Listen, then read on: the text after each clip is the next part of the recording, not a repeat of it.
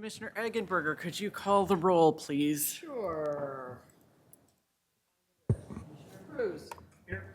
Commissioner Eggenberger, here. Commissioner Foster is not here, but Commissioner Janowski, also not here, but Here. Commissioner Singh. I haven't heard from him. Commissioner Watkins. Commissioner Weber. Present. And Chairperson Zuber. Here, thank you. All right, and now I need to pull up my agenda because I totally forgot to do that. Oh, you know what? Okay. Sorry. I was just busy shooting the breeze. It's right No, I up there, know. too, for you. Oh, that's true. It is right up there. Thank you. Okay, so do we have any motion on the minutes from January 27th? Motion to approve. All right. We have a motion by Commissioner Weber and support by Commissioner Lee. All in favor, please say aye. Aye. Any opposed? All right, and we have an agenda to accept for this evening. Anybody? Move to accept. All right, so we have a motion. Wait, was that Commissioner, We moved Yeah, we. Commissioner Lee and then support by Commissioner Cruz? Weber. Weber, sorry. Okay, I'm sorry. I was trying to get my packet to open here. So all in favor, say aye. Aye. Any opposed? Okay, I'm not, okay, sorry. I need a second here to get online. There we go. Get through this approve screen. Okay, sorry. All right, so. Oops. All right, Patrick, do we have any communication we should know about? No communications. Thank you. And we have a public comment session, but seeing that there are no members of the public here, I'm going to skip that. Very good. And then we have no public hearings. We have some old business, however. So we're going to talk about the zoning ordinance discussion for tree and woodland preservation. Patrick, tell us all about it, please. All right, thank you. So we've been through every section of the tree and woodland ordinance, and the last section that we ended on was the tree removal and mitigation standards at the January 27th meeting. And at that meeting and at previous meetings, there's been comments and questions and in some cases, some revisions that will be coming back at the March 17th meeting with a revised ordinance that incorporates revisions, and then we'll have a summary memo just going over which revisions that we've made. The ordinance that's in the packet this evening, it's from July, so those changes haven't been made, but at the next work session that we look at this, we'll have a new date on it, and then all the changes that have taken place since July, so we can track those. The last item that we've left for the ordinance is in two sections. In 5A.06, B10 and C7. And in B10, that deals with trees that are able to be removed without a permit, but with written notice and approval by the community planner or the planning services division. And then the other section, C7, allows a certain number of trees permitted for removal without a tree removal permit or prior notice or approval. And right now, the way the ordinance is written is that any occupied property that is under 2 acres is exempt from the tree ordinance. So it can remove all of its trees, no need for a permit or prior approval. The only exception to that would be is that if the site had a pre-approved landscape plan or site plan, they would still have to abide by that previously approved plan. When Canton's ordinance was challenged, and I'll bring this up on the screen just to illustrate it. When the ordinance was subject to legal challenge and it was examined, the properties in Canton Township that were over 2 acres versus under 2 acres, As soon as I can get this to zoom in. The map here where the parcels are green, and this is in the packet, this is a map of all of the parcels in Canton that are 2 acres or less. So it doesn't distinguish between developed or undeveloped, but one illustration that we want to make here is that in that table for the parcel size that's 2 acres or less, of all the parcels in Canton, 96% of the parcels are 2 acres or less. And that represents about 38% of the acreage. And when our tree ordinance was challenged, one of the items that the plaintiffs brought up was that for landowners that are greater than 2 acres, that's roughly 4% of the parcels. Might be a little off, but roughly 4%. And the argument was that you're only subjecting roughly 4% of parcel owners to the tree ordinance. And the burden of tree preservation and mitigation is on those 4% of property owners. And so I don't know what the outcome of that was in terms of how much sway that had over the judges when they looked at that, but it is something that I see as a flaw in the ordinance in terms of the way it's written now is allowing anyone on 2 acres or less to remove trees without any kind of a permit. So what we wanted to do was to try to balance that a little bit, to still have an acreage threshold. And these maps show acreage thresholds based on 2 acres, 1 acre, half acre, and quarter acre, to allow any property under a certain size to remove, or rather any property over or under a certain size, the ability to remove a certain number of trees per year.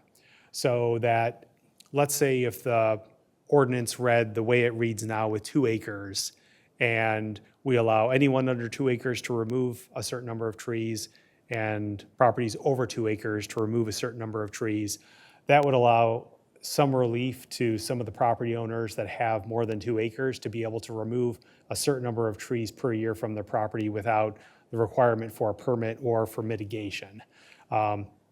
So for example, in our memo, the first section, B10, is allowing a certain number of trees to be removed, but with written notice and approval by the planning division. And so there are some blanks here. So it's removal up to blank number of trees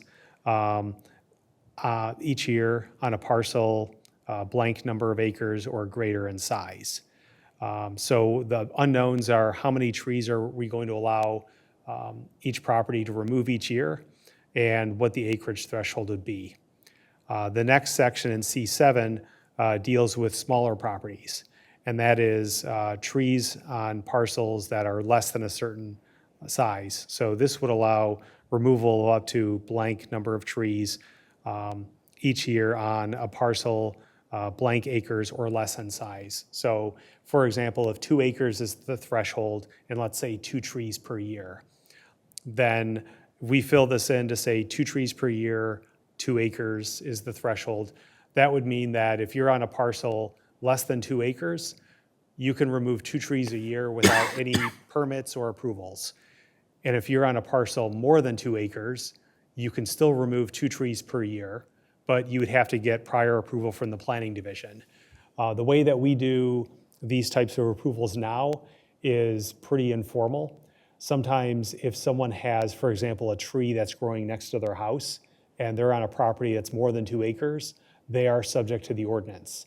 And there's been at least one occasion where somebody had sent me a photo from the house and said, there's a tree leaning up against the house. If we don't remove it, then it risks falling into the house. And in a case like that, I've given approval through email and told the owner, you can remove that tree because it is a hazard to health, safety, and property. And I've just noted in our property database the picture and my email just to affirm that we did allow the owner to remove that one tree without the requirement for a permit because it was a hazardous tree.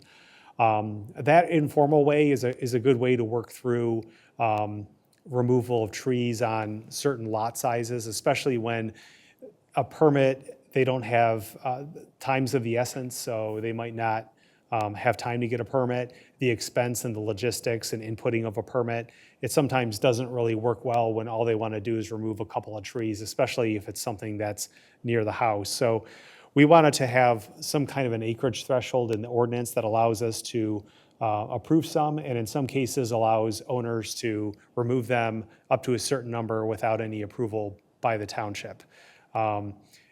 If we're going to allow a certain number of trees each year without approval from the township, a good place to start is on properties a quarter acre or less. And that's the red parcels on this map. So on the map on the screen here, the number of parcels quarter acre or less, it doesn't look like a large land area. When we look at the actual parcels though, about 66% of parcels in Canton are a quarter acre or less. And it only represents about 15% of our acreage. So most of the properties that are a quarter acre or less, that is most of our subdivisions, plats, site condos where there's a single family home and it's less than a quarter acre. And right now they're not subject to the tree ordinance, so they'll remove trees, plant trees without any kind of permit that's required. So if we wanted to go a little bit more strict on the requirements for permission, we could do a quarter acre where anyone under a quarter acre can remove a certain number of trees without any permit, and then anyone over a quarter acre that's removing trees, they have a certain number of trees they can remove with permission before they're required to get a permit. So these maps were just to kind of illustrate how many parcels are in each classification, so that if we allow a certain number of trees per year, how many lots are we affecting, and how many lots would be required to get permission or possibly a permit.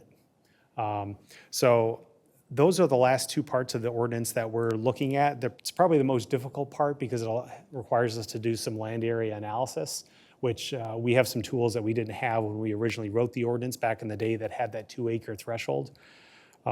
So I'll stop right there and take any questions or comments that you've got at this point.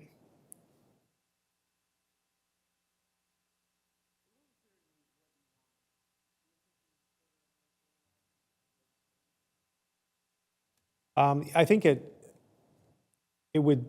targets a lot of what we're trying to do, in that if about 66% of our parcels are quarter acre or less, so that would get most, not all of our residential lots, but most of them would be covered under that. So if we had a certain number of trees, then owners could remove whatever number we pick, number of trees per year on their lot. So that would apply to most subdivisions, site condos. So if someone has a tree in their backyard, they want to cut the tree down, whether it's overgrown or they want to plant something else there.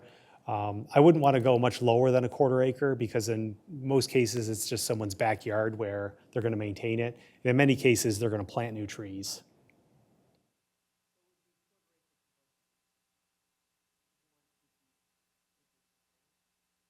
Yeah, just so it's a good.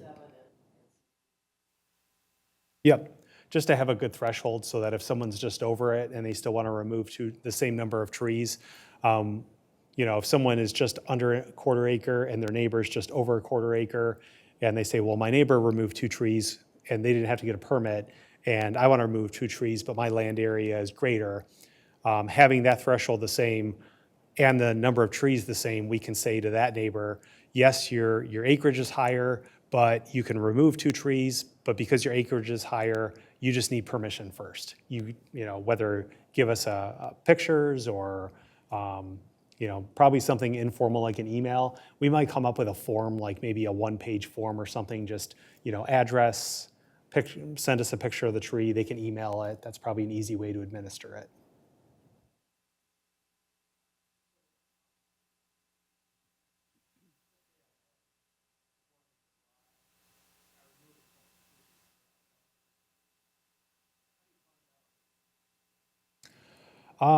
Most of the time we don't, just because with over 32,000 parcels in the township. If it's a couple of trees on a lot, we probably wouldn't know about it unless we came across it on accident. We get aerial photos updated every 3 to 4 months, but for a couple of trees on a large lot, it's unlikely we'd be able to see that difference. And even if we could, the circumstances of it, we would have to work with the owner. So as far as we know, the owner could say, well, they were cottonwoods or they Right. were dead or dying. And then, it's kind of hard to prove if it's that many trees. But if it was more than that threshold, then we can affirm that Yeah. a permit would have been required. So I guess my point is, if it's not a commercial property that's under scrutiny, it's hard to police this. There's a lot of residential in that red. I mean, so it's going to be very difficult to police. You're going to have, a huge staff to do it or, do a random method, I guess. The other point is, let's say, for example, I took down 2 trees. What's the penalty if you find out versus the fee for the actual permit? If they took down the trees without permission, Correct. Um, What do you do to me? the way that we have done it now is if someone just asks to remove some trees, we don't charge a fee. We just look at the picture that they give us and then give them the okay. So it would be up to the board whether we have an application and a fee for getting permission. If someone cut it down without permission, I think we would just look at it, and as long as they were within the number that they're allowed to cut down, we would just want to record that for the files, just to make sure that if there is an ordinance issue that comes up later, that we can document it, especially if they remove, a couple of trees the next year, the year after. Sometimes we can go through historic aerials and try to track when tree removal took place. So the biggest thing is just documenting it to know, what's going on. So if over a period of, say, 10 years, they remove 20 trees, but it's 2 per year, if we are aware of it even after the fact, as long as we can document it, we can kind of track that. Yeah. Especially for someone who may come and clear cut something where we do have to enforce the ordinance and it's a clear Sure. violation. And if they say, well, how are you tracking this? Are you just picking on me? We can go back to some of our databases and say, no, when we see these, we make people either get permission, or in some cases, if they're removing more than the number of trees that the ordinance allows, they have to come in and get a permit and then do tree replacement. What if I say a natural disaster was a bad storm and I removed that tree out of my yard? How do you disprove that? We probably can't. If someone said that it's split or a major limb broke, Yeah. a lot of times, not unless they show us a picture. And if it's one tree and it's a large tree, most of the time, I think we would just take them at their word, and also document it if we're keeping records, document it in our database. That way, if anything comes up with our ordinance being challenged and wanting to know how we administer things, this is one where we could say, well, it was probable that that took place. We just noted it for the record. And there's also a part of the ordinance that allows someone to remove a tree due to storm damage without the requirement for a permit. So even if they said, yeah, I removed it, it was storm damage, your ordinance says I don't need a permit, we would have to disprove that. Sure. I bring these points up just because we're going to encounter those and we should be ready to enforce consistency. So that's the thing I was just gonna say. I mean, this is gonna be hard to enforce if you're not consistent in how you're documenting this stuff. I mean, and it's gonna mean, to use your word, Alan, it's policing it to see who's cutting down what trees or what trees have been cut down, because otherwise you're going to be open again for further litigation by not being able to apply this consistently across the board. I mean, this is going to be tough to enforce without diligent action to do so. Yeah.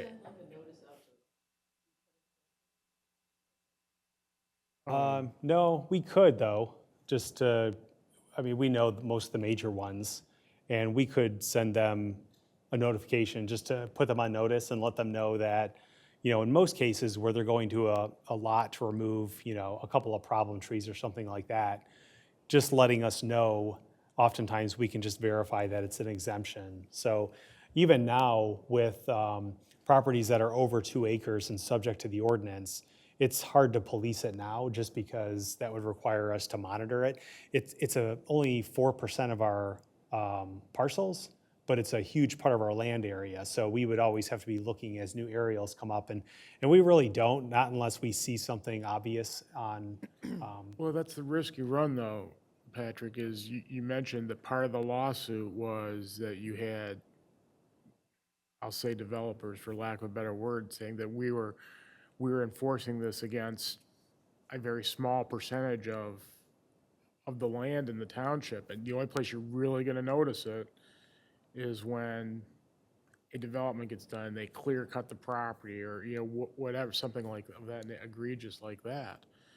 I'm not saying this isn't right and all that sort of, I just think it's a tough ask on the staff or whatever to really enforce this and make it hold up. Just my thought. It is, and we really don't know to what degree until it gets implemented and people start working with it. One way could be to raise the threshold. If we raised it to ½ acre, 1 acre, or even back to 2 acres, and still allow a certain number of trees to be removed without a permit. Right now, any property that's developed in under 2 acres, they can remove all the trees from their lot and not require a permit.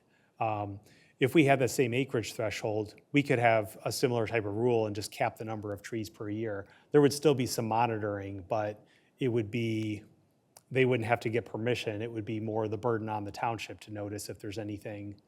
Well, I think what you're opening the door for is you're getting either HOAs policing it or nosy neighbors, or, that are unhappy with their neighbor or whatever the case may be, so. So that's actually a good point. A neighbor that's It's like the out barking to dog, get it's like the ya. barking dog thing. Now you're forced to do something, and you can't ignore it now. And do you have the staff to do it? Can I? It's funny you mentioned that. That fell right in my court right there. We do have that, and we do have neighbors that are complaining. Although it may be valid, they're just mad. It has nothing to do with the beauty of the area or anything. And I feel that way personally. So I kind of take I listen, but I'm not acting on it in any way because it just makes no sense. But with this, it might be that we have to do something, which is a lot different because we forced our hand, because that neighbor could come in and say, well, you're not doing it the way it should be done, as you stated in the ordinance. So yeah, I could see that happening very easily because it's happening now. Yeah, but do we have any options? I mean, I think we have. Well,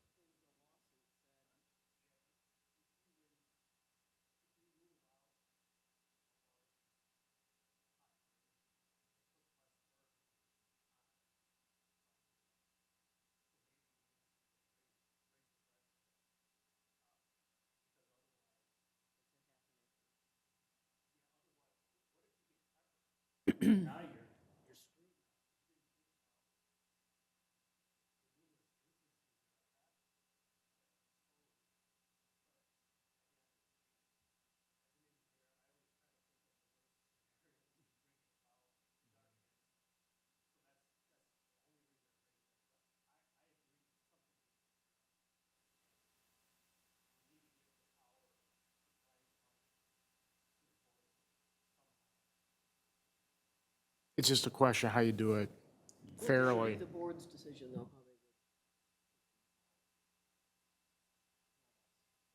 how they Township board?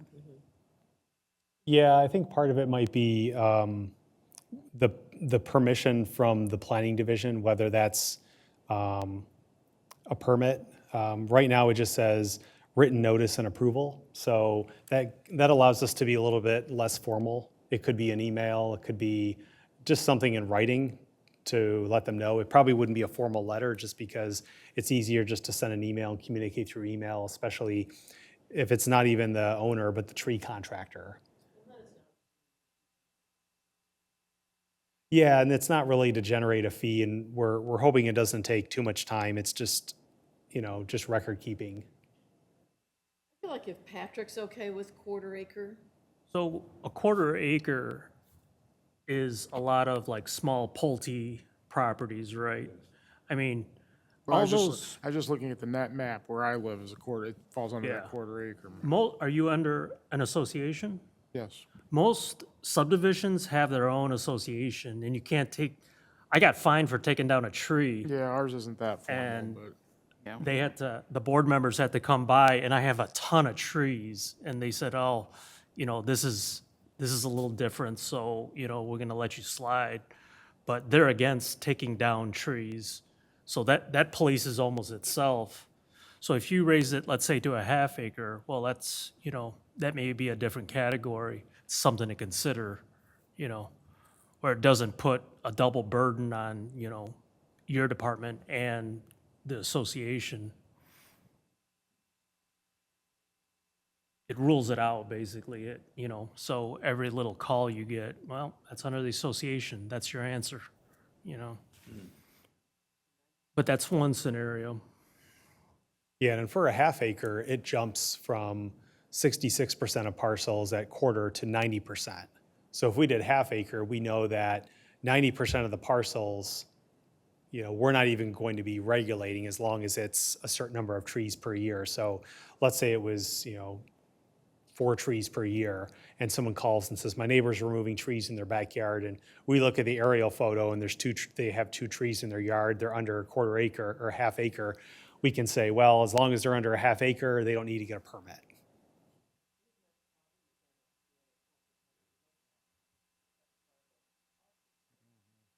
Yeah, and I think the way around that is where if it's over 2 acres and then it's the 10%, let's say it's 4 trees per year,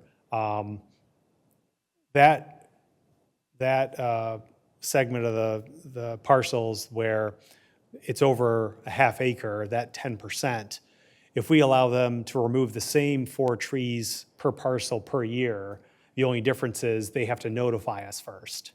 And there's sometimes a little bit of a relationship between the size of the parcel and wanting permission, because if someone's on, a half acre is pretty good, and especially if it's on a largely wooded lot where we're more concerned that there could be some clear cutting without us looking at it. A quarter acre is something where we might say, okay, if you're removing 4 per year, same as the people that are under half acre, you can still do that. We just want to make sure that you're only removing the 4. So it gives a little bit more oversight, but at the end of the day, it's the same rules that apply. Each lot can remove 4. It's just one of them gets a little bit more oversight. And even if it was an application and a minor fee, it's not an extra burden where they have to do mitigation that the people under half acre don't.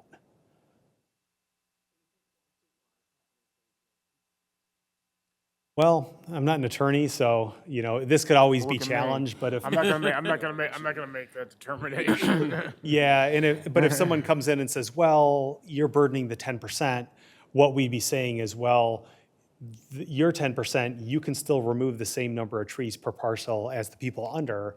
It's just, we have to review it first and give you permission. And one thing our ordinance has in the draft that we don't have right now is there's a lot of types of exemptions that do require permission from the planning division. So for example, if someone is clearing trees within a county drain easement, they would still have to get permission. They can do it, there's not necessarily a permit, but if someone calls and says, there's a county drain, the trees are choking it out, we want to remove the trees, we would give them permission. They wouldn't need a permit to do it. We would just say, okay, within the banks of the easement, you can do that. Now, they might still have to go to the county because they might be compromising the bank, but we put in these types of exemptions where they still need approval from us. so that we can verify their scope of work, but they don't have to get a permit or do mitigation. And the subject of the lawsuit was mostly about mitigation, where someone's removing trees and then the financial burden of them having to mitigate that many is what they challenge. So here in the ordinance, there's all sorts of exemptions where if it's public utility work, it's in a drain easement, it's in a road right of way, those types of things they can do without a permit as long as they get prior permission and they don't have to do mitigation for it. I guess I think about my lot, which is, it falls on that first map of quarter acre and smaller. You know, how many landmark or protected trees could possibly be on that lot? You know, I have one on my lot that I Yeah. can tell you. yeah, I'm thinking, Protected tree on your lot or one tree? Yeah. You have a protected tree or one tree? I have a protected tree. It would be considered a protected tree, yes. yeah. It's so small that I don't know that you'd really, yeah. I mean, one of my neighbors took down all the street trees, but they were dead. And I'd like her to replace them, but, you know. But they're in the next step up. They have the bigger lot, so.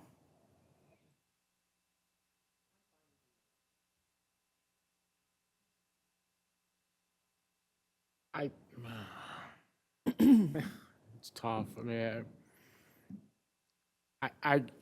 I kind of want to go a quarter acre, but I just think the enforcement is really tough.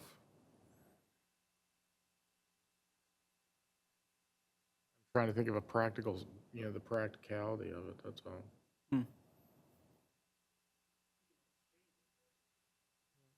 Yeah.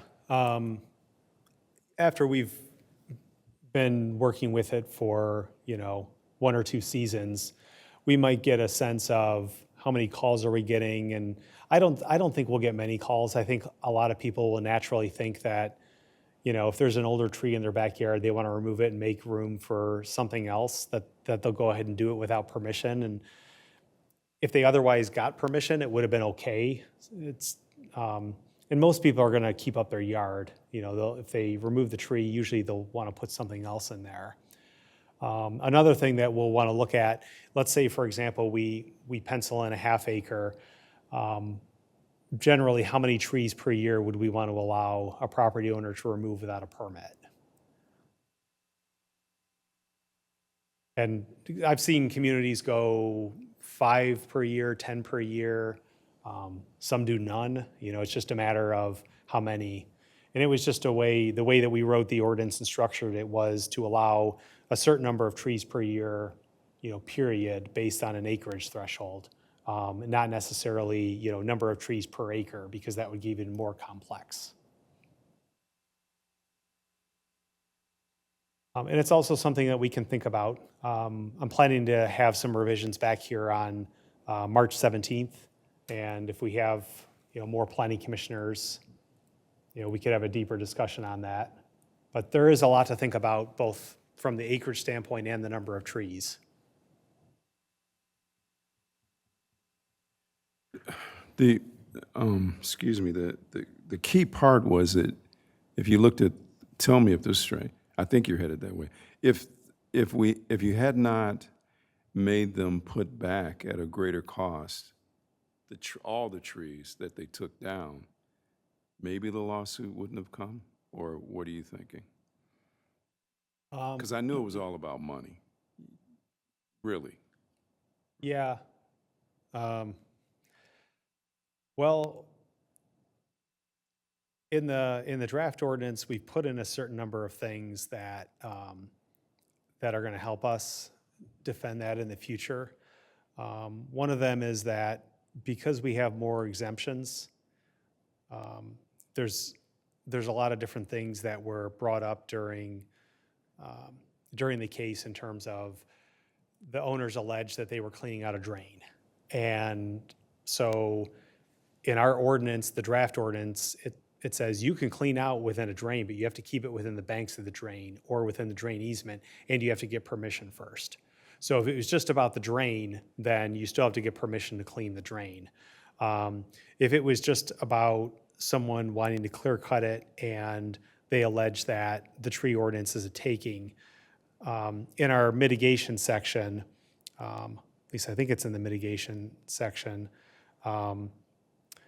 there's a cap on the mitigation cost.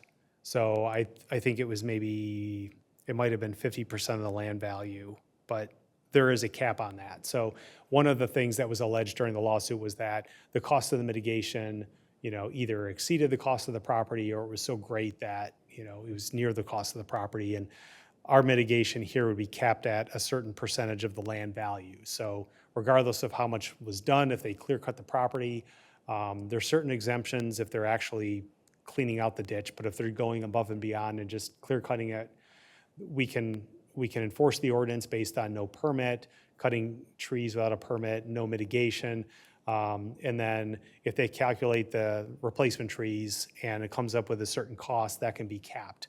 And then finally, in the ordinance right now, we only have 3 mitigation options: either replant trees on site, replant trees off-site, or pay into the tree fund. So we still have those 3 options in this ordinance, but we've got a couple others. One of them is that they can replant on homeowners association common areas, and also they can mitigate based on the impacts of the tree removal. So the stormwater quantity, the airborne pollution, there's pretty good calculators that you can put in the type of tree, the diameter of the tree, and get back the types of benefits that tree provides. And if they can replace those benefits with trees or some other mitigation, then that's their option. So there's a few things in there that go towards the defenses that would have helped us and will help us in future cases when someone points to it and says, well, you're making me pay into the tree fund. We say, well, no, you can do other mitigation options. We cap the amount, and then the exemptions where a tree can be hazardous, we've got those there as well. So we have a lot more protections and defenses the way that the ordinance is written. One more. Go ahead. And I'm thinking out loud because I've thought about this.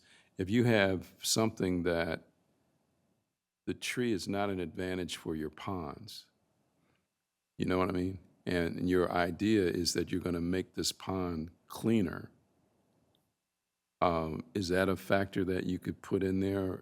And it's probably not mentioned now because I'm just learning about this bio stuff anyway, but, it's something that I think, some HOAs, if it does work, and we're experimenting to see if it does, that would be something that would be worth it to us to say, okay, we're not going to plant any trees, and any trees that were there, we took them out just to make sure we could have a great retention pond that was actually alive without a lot of muck, and it cost us less money later. You know where I'm headed, right? And I can't verify if this is going to work. This is our 2nd year with this thing. Yeah, there are a few different things that this may help. At the joint meeting last week, the forester from the DNR had mentioned a few different types of trees, and one of them Right. is a willow tree. Right. And the willow tree, the roots go everywhere. And right now in our ordinance, willow trees are regulated. In the proposed ordinance, willow trees would be exempt. So if someone had a willow tree next to their pond, where maybe it grew up over time or some other type of exempt tree, they could cut it and they wouldn't have to replace it. The only replacement that would be necessary is if it was a protected tree or if it was on their landscape plan. And the trees can be good for the ponds, but on the landscape plans, those trees have to be planted beyond the upper banks of the pond so that they're not right on top of the pond. It's more for aesthetics of the pond. Right. It provides a nicer environment for the pond in terms of habitat and, but nothing that we want growing into the slopes. It'd have to be the right species in the right location. So those are things that, depending on what the trees are, if they were part of the landscape plan, then it might be best just to amend the landscape plan to put in a different tree or a different area around the perimeter of the pond that's more That's where appropriate. I'm headed. That's sort of where I'm headed. It's like, I'm thinking maybe you don't need them around the pond. You may need it, you can put them somewhere else. if you want to, you know. I'm just thinking ways that you can mitigate. Because the problem is the leaves fall in, they decay, they go into the pond, and now you got more energy for the muck to kind of develop. You got fertilizer. I just talked to the landscaper today. We're not fertilizing around these now. And some other things that are going on. You know, growth around it, they're trying to manicure, and we're doing it, actually the HOA members are actually doing it, trying to make sure that we keep this stuff out of the pond to see if these pots are gonna actually work. I hope they work. I don't wanna dredge in for a few more years, so that's where we are. I shouldn't get into detail like that. I need to talk to you offline. Those are good examples. I think it's good. Okay. Yeah.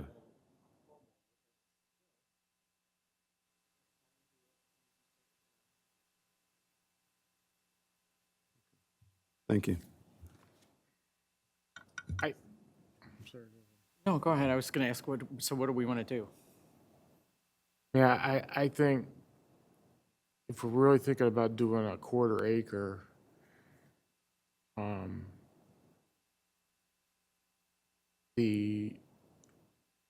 I think you allow a removal of just up to one protected or landmark tree, because that's what we're talking about, is just the protected and landmark trees. Non-protected, that's all you got on your lot, you can cut those down without any problem, correct?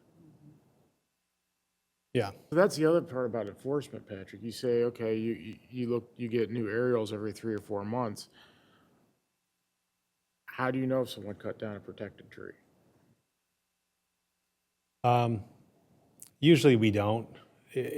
We can only enforce what we can prove. So if someone cuts down a tree, in some communities where they require a permit for any tree, it's easy. So if the tree's not there in an aerial, they can say, well, you have to replace the tree because we don't allow any tree cutting without a permit. And there might be some sophisticated ways they can guess what the size of that tree was. From our standpoint, we want to allow property owners to remove a certain number of trees per year. And, you know, most of the time, people are gonna, over time, there's more trees that are gonna be planted on residential lots than removed, just people landscaping their yards. But we wouldn't always know for sure, especially if, you know, if we put the threshold at 2 per year, in 1 year, someone cuts down 3, but they didn't cut any down the year before or the year after, you know, we would just have to try to work through it.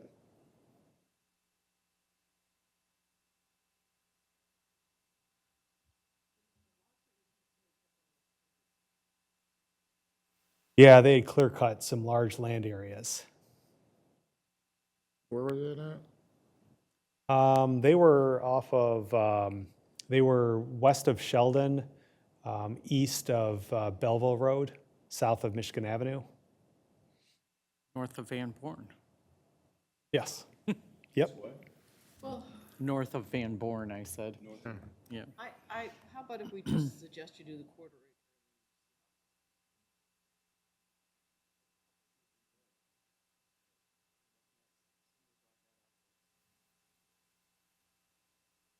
You wouldn't have suggested a quarter acre if you didn't think. Well, you know,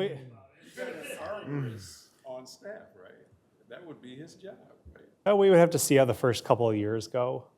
And I'm a lumberjack and I'm okay. So do you want to start with a half an acre and see? Gotta come Well, up yeah. with something. if let's say we started with a half acre, and if it was, say, 4 trees a year, you know, in most cases, anyone under a half acre is not going to have room to remove much more than that anyway. So, I see it. So you want to do I see half nosy an people on acre and 4 Facebook all the trees? time.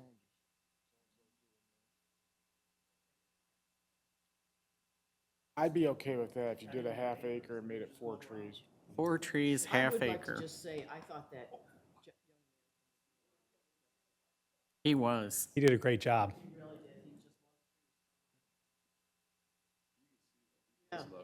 Yeah, yeah, it was really nice. The DNR guy, did you? You weren't here. Yeah, I believe he hugs. I'm sure he does. Yeah. It was nice. And I saw a couple people hugging trees earlier. And then they saw me and they're like, Hey, it could have been a lot worse, Alan. Could have, I've heard other things that happen on the Rouge Trail that, It's okay. Yeah. He was delightful. No, he was right. good. So do you need anything more from us? I don't think so. We'll be back at the March 17th meeting, and we'll plug those numbers in, and then we'll talk to the Planning Commission as a whole. If it looks good, then at the April meeting, we'll set a public hearing for May. So there'll be opportunities for planning commissioners to jump in anytime in the meantime to, look at anything else or adjust the numbers. And then the last thing I'll say about this is thinking about property owners, especially homeowners that have more than half an acre. If they live out in the country and, they take down a couple trees per year, whether it's for firewood or, doing some minor clearing for whatever reason, this would also help them, give them some exemptions so that, if they're just doing, firewood or something else, as long as they have permission, they're able to do it without having to get a permit. So that helps on that end as well. Half acre, 4 Yep. trees.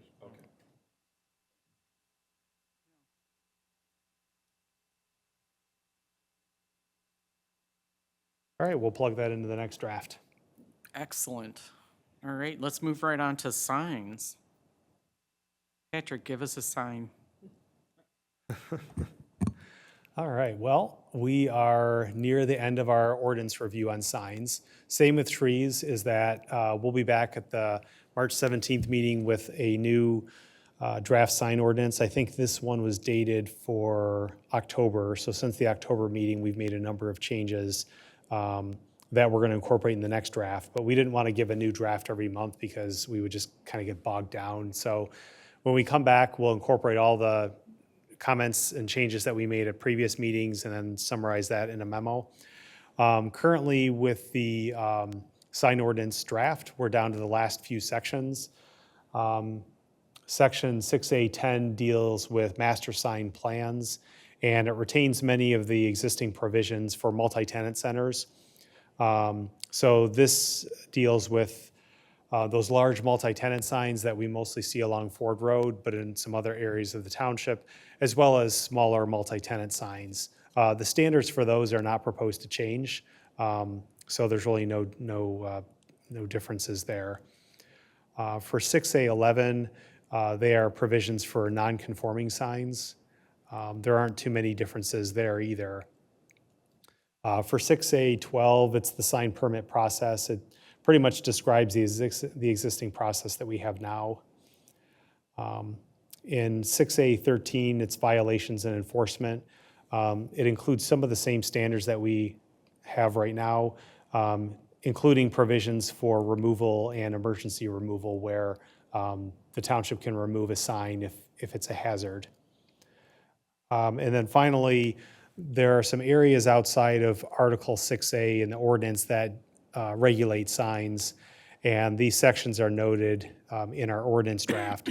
And they include areas like a separate part of the ordinance that deals with flagpoles, home occupations, setback encroachments, general lighting, traffic control, and probably the biggest one is gas station signage. For gas stations, they're allowed to have a certain display for LED, but for other types of uses, we don't have changeable message signs.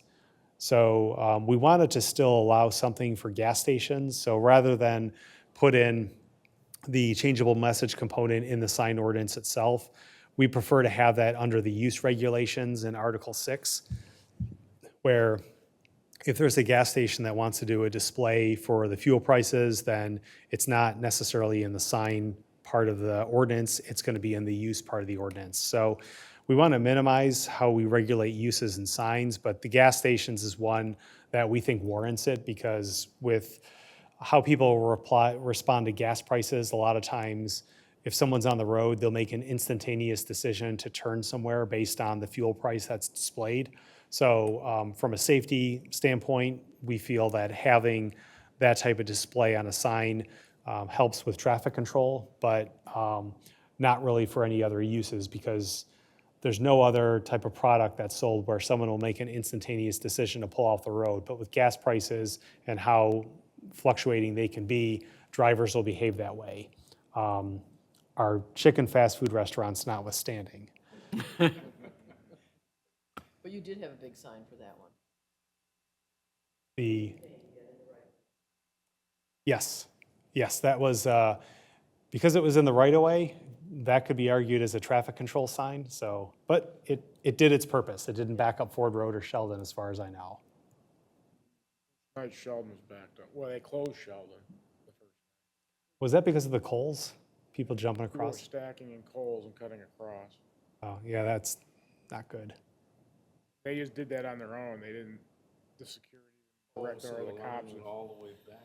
So what they were doing was people saw the line, and they were driving past Sheldon going into the first entrance at Coles and coming into the Coles, and then come around and stop at Sheldon, and then, of course, I backed up in front of Coles and down the road to Ford Road.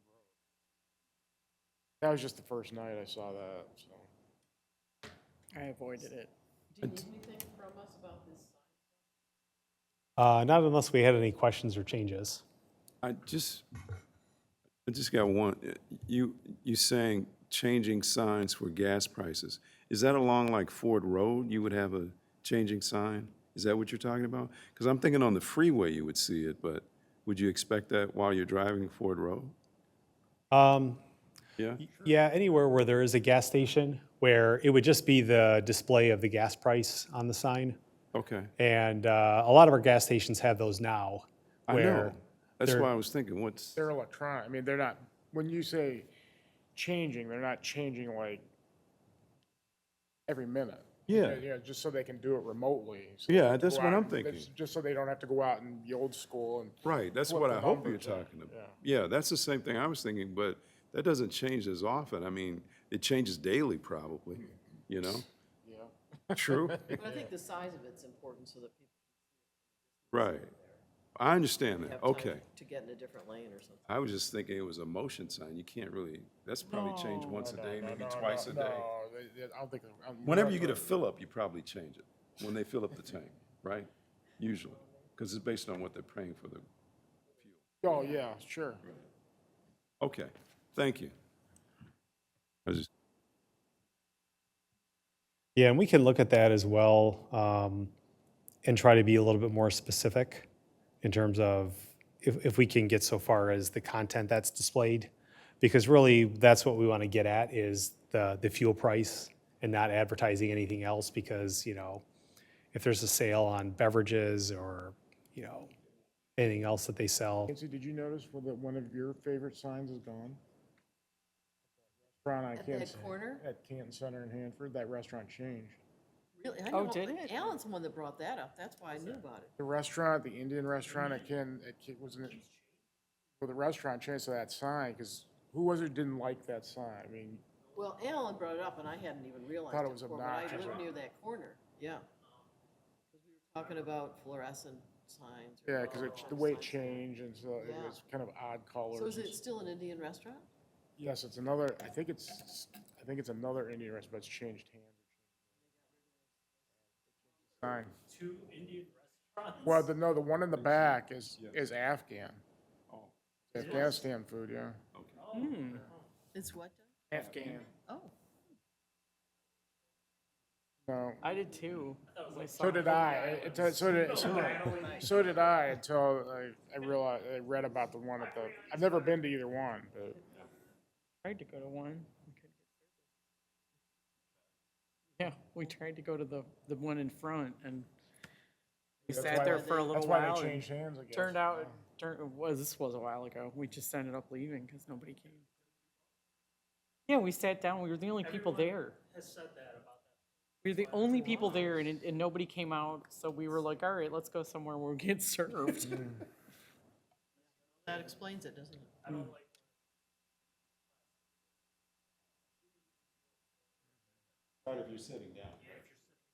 Yeah. Yeah.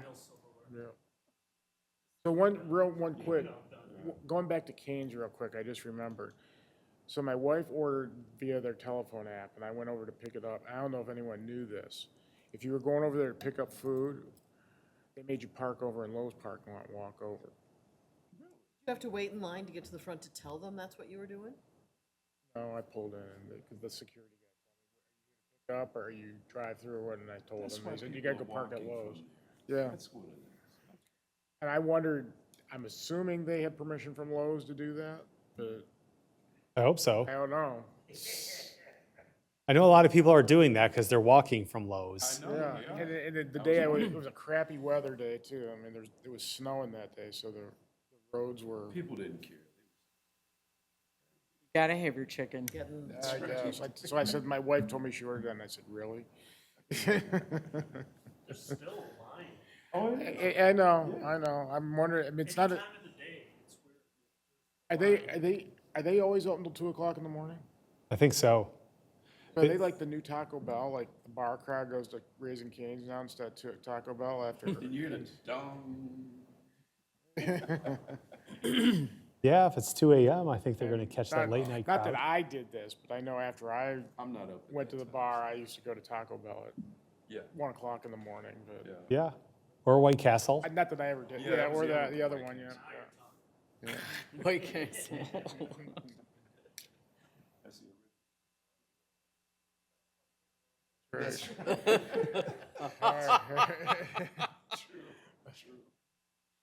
Well, do we have anything else, any business we need to discuss? Because,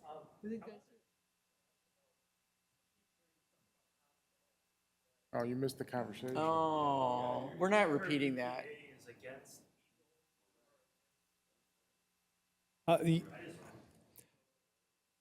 Yeah, we got a notification last week from Eagle that they've denied their wetland permit. Remember the first meeting, I said, How are you with gonna all get through these this? wetlands, how did you get this permit? This is a miracle permit. As long as you got it, you know. I'll be surprised, Patrick, if they go forward, because I mean, unless they were just blowing smoke at the meeting that we approved them, that if we didn't approve them that night, they were gonna walk away, the developers were gonna walk away. I'd be surprised if they fight it. Well, they have a right to appeal Yeah, I the know. decision. Reduce the amount of wetlands they were disturbing, yeah. Honestly, I'm sorry, do you honestly?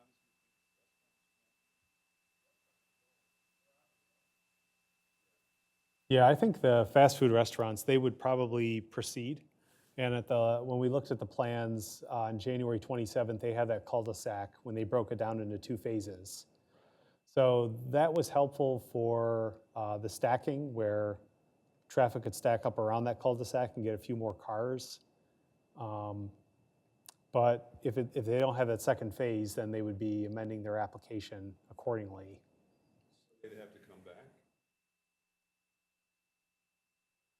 Depending on what the revised plans look like, I think they might have to if they take out the second phase. Or if they proceed to the board could still remand it back to the planning commission based on new information and revised plans. So yeah, that's something, even if they go ahead with the restaurants and not the rest, and that second phase is abandoned or otherwise changed, it's pretty likely it would be back to the planning commission. So in a weird way, if Topgolf goes away, that could help Sheets.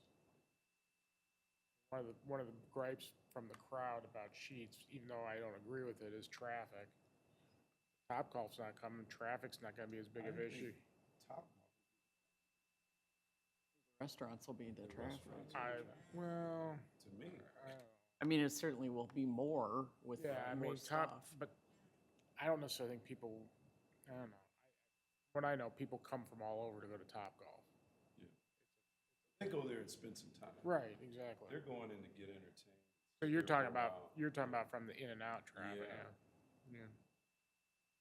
Whatever. anyway. So do the people the developers were in the process of buying that land though, right? I mean, they weren't, they had a deal, but they didn't own it yet, is my Jacobs had owned it. They did, okay. Yeah, and they were going to create a condominium, like a detached condominium. And we assumed that each unit within the condominium would be owned by a separate business. If the property owner sells it that way or retains part of it, depending on if they want to do a sale or a lease. So,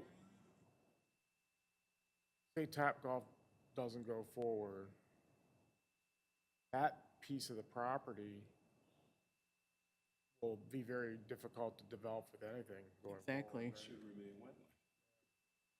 Yeah, the It's part biggest. of the reason why I'm sure no one's looked at it really until now.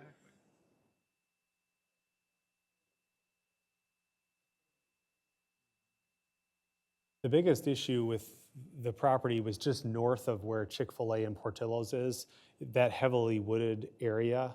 The wetland there was the highest quality wetland on the site. So it's possible that if something was to happen on the north side, they would have to access from Warren Road and maybe amend their permit. There's still wetlands there. They're not as high quality, and there's traffic issues with Warren Road, but there is a possibility there. Here we go back to Warren Road again. Yeah, but they can't get to Warren Road. I have an unrelated question and then just, Should we adjourn, or, maybe we should adjourn. It's not necessarily business. yeah? Anybody want to make a motion to adjourn? Second. All right, I have a motion by Commissioner Lee and support by Commissioner Weber to adjourn. All in favor, please say aye. Aye. Any opposed?